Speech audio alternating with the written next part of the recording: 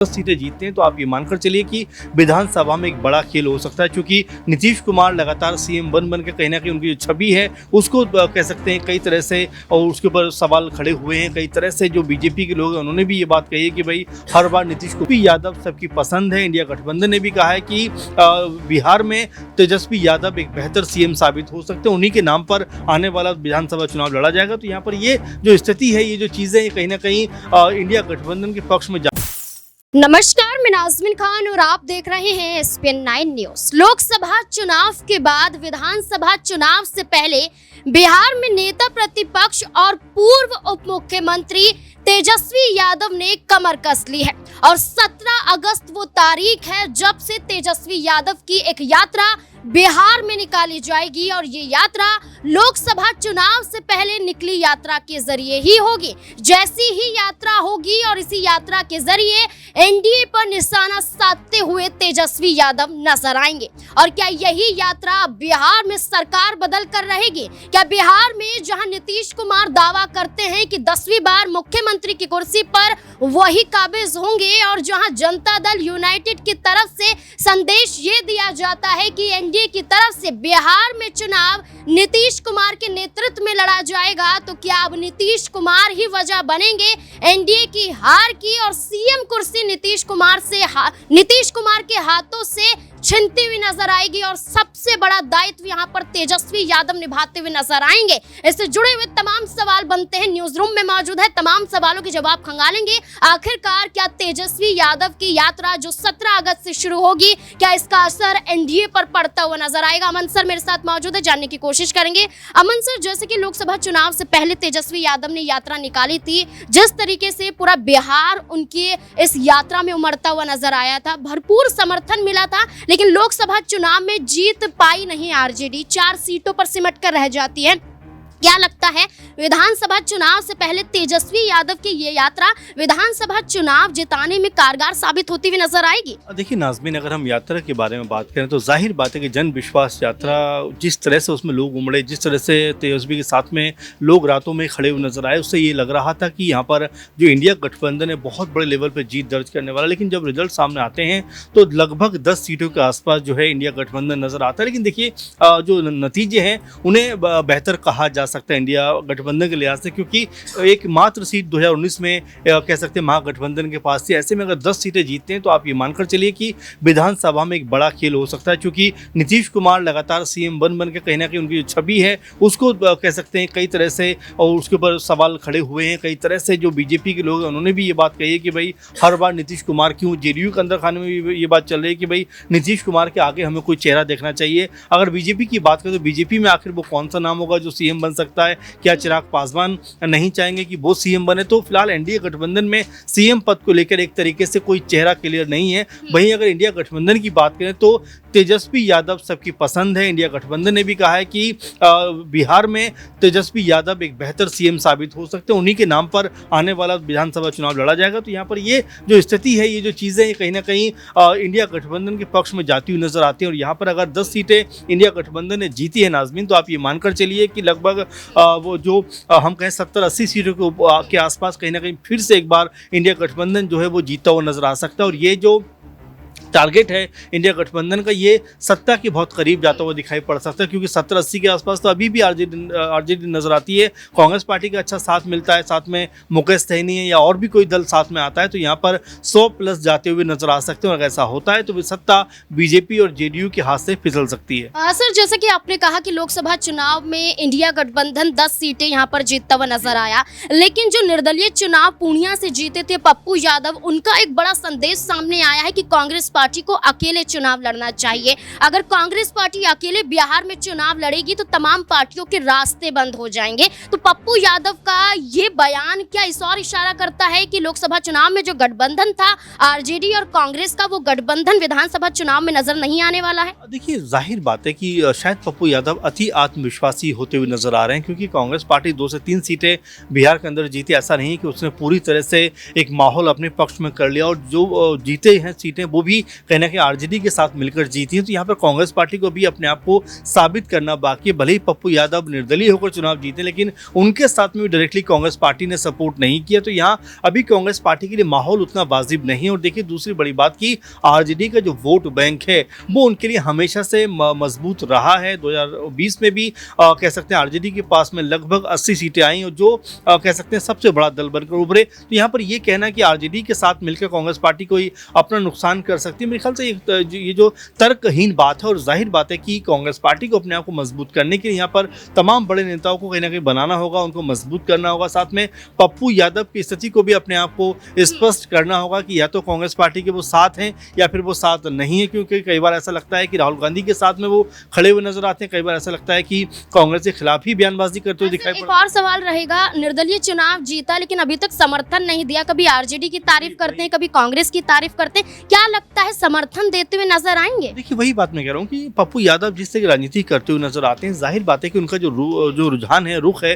वो कांग्रेस पार्टी की तरफ नजर आता है कि भाई उस तरफ वो जाते हुए नजर आएंगे, राहुल गांधी को सबसे बड़ा नेता बताते हुए नजर आते हैं। लेकिन क्या वाकई में उनका पूरा रुझान कांग्रेस पार्टी की तरफ है या वो भी समय के साथ में कोई इंतजार कर रहे हैं कहीं पे अच्छा मौका मिले और वहां पर वो जाते हुए नजर आ जाए? तो अभी कई तरह के सवाल, लेकिन हाँ ये जरूर कहा जाएगा नाज़मीन कि बिहार में जो स्थिति है वो बीजेपी और कह सकते हैं एनडीए गठबंधन के लिए उतनी कह सकते हैं कि उतनी आसान नहीं होने वाली है कि यहाँ पर वो इंडिया गठबंधन के खिलाफ एक अपने पक्ष में माहौल बनाए, क्योंकि अभी भी अगर देखा जाए तो आपस में कई नेताओं के बीच में जो तालमेल का अभाव है वो नजर आता है। जो नए बीजेपी अध्यक्ष बने उनके साथ में क्या पार्टी का तालमेल हो पा रहा है, यह अपने आप में बड़ी बात है। सम्राट चौधरी क्या इस बात से खफा नहीं होंगे कि उनको महज कुछ महीनों के भीतर उनको हटा दिया जाता है? साथ में मुख्यमंत्री बनने की बात वो कहते हैं और उनकी बात को उतनी तवज्जो नहीं दी जाती। तो अभी कई ऐसे समीकरण जो बीजेपी एनडीए गठबंधन में बनने बाकी हैं, बिगड़ने बाकी है। लेकिन हाँ ये जरूर कहा जाएगा कि जिस तरह से इंडिया गठबंधन के बीच में तालमेल है, अगर वैसा तालमेल बना रहता तो यहाँ पर बीजेपी के लिए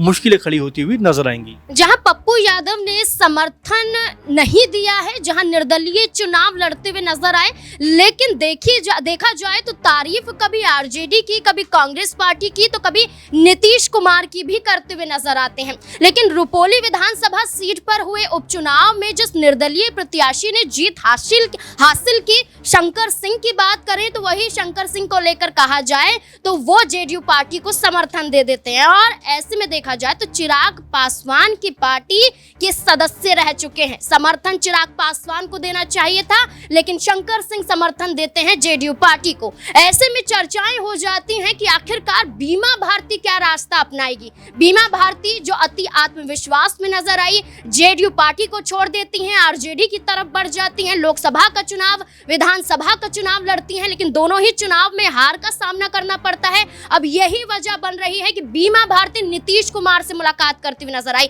मनीष मेरे साथ मौजूद है, जानने की कोशिश करेंगे। मनीष, बीमा भारती ने नीतीश कुमार से मुलाकात की, अब जेडीयू पार्टी के मंत्री ये बयान देते हैं कि अगर बीमा भारती जेडीयू में आती है तो ये नीतीश कुमार का फैसला होगा। क्या नाराजगी बढ़ेगी जेडीयू पार्टी में अगर बीमा भारती फिर से शामिल होती हुई नजर आएंगी तो? जी बिल्कुल, देखिए जिस तरीके से पहले भी बीमा भारती जेडीयू के टिकट से चुनाव लड़ चुकी हैं, जीत चुकी हैं, और ऐसे में अब लोकसभा चुनाव के दौरान देखा गया जब वो यहाँ पर रुपौली विधानसभा सीट से दावेदारी ठोकती हुई नजर आई, पूर्णिया से लोकसभा चुनाव में दावेदारी ठोकती हुई नजर आई, तो उसके बाद भी यहाँ पर कहीं ना कहीं नीतीश कुमार उन पर हमलावर रहे थे। और ऐसे में रुपौली पर जब उपचुनाव हुआ तो उपचुनाव वाली सीट पर भी कहीं ना कहीं जब वो दावेदारी लेकर चली थी तो यहाँ पर नीतीश कुमार यहाँ पर तमाम बयानबाजी देते हुए नजर आए थे और ऐसे में बीमा भारती को घेरते हुए नजर आए थे। और ये देखा जा रहा था नीतीश कुमार काफ़ी ज़्यादा से नाराज थे और उसके बाद ये भी कहते हुए नजर आए थे कि राजनीति हमने सिखाई है, तमाम दांवपेच हमने सिखाए हैं और ये हम हमारे खिलाफ चुनाव लड़ रही हैं। तो ऐसे में तमाम ये जो बयान थे नीतीश कुमार के वो कहीं ना कहीं उस दौरान काफ़ी चर्चा में रहे और ऐसे में देखा गया अब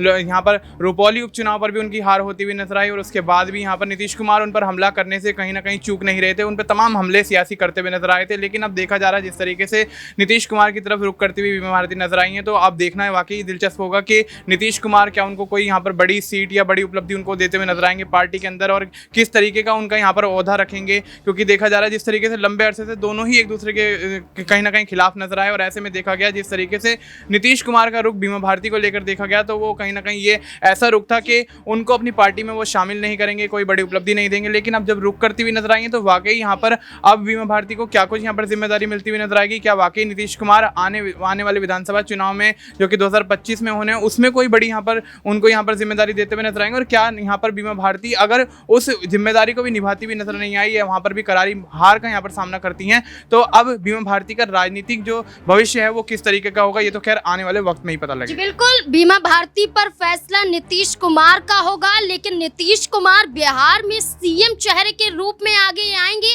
ये फैसला एनडीए की तरफ से लिया जाएगा। एनडीए की तरफ से अगर भारतीय जनता पार्टी की बात करें तो भारतीय जनता पार्टी बिहार में एक बड़ा बदलाव करती है। बदलाव होता है प्रदेश अध्यक्ष पद को लेकर, और ऐसे में चेहरा बदला जाता है। प्रदेश अध्यक्ष पद पर तैनात पहले सम्राट चौधरी थे, लेकिन एक साल के अंदर ही बदलाव होता है और दिलीप जायसवाल को बना दिया जाता है भारतीय जनता पार्टी की तरफ से बिहार का प्रदेश अध्यक्ष। लेकिन जैसे ही बनते हैं वैसे ही चर्चाएं शुरू हो जाती हैं कि भारतीय जनता पार्टी सम्राट चौधरी के खिलाफ है या फिर सम्राट चौधरी की नजरें नीतीश कुमार की सीएम कुर्सी पर है। दिनेश मेरे साथ मौजूद है, जानने की कोशिश करेंगे। दिनेश, हाल ही में देखा जाए दिलीप जायसवाल को लेकर जिस तरीके से चर्चाएं होती हुई नजर आई, अब सम्राट चौधरी का बड़ा बयान आया है कि उन्हें लगा था कि दिलीप जायसवाल 70+ होंगे, और ऐसे में वो तंज कसते हुए नजर आते हैं, मजाक करते हैं, लेकिन ऐसा दिखाने की कोशिश करते हैं कि भारतीय जनता पार्टी ने गलत किया है दिलीप जायसवाल को प्रदेश अध्यक्ष बनाकर। अब यहाँ पर बयान है कि 70+ होते,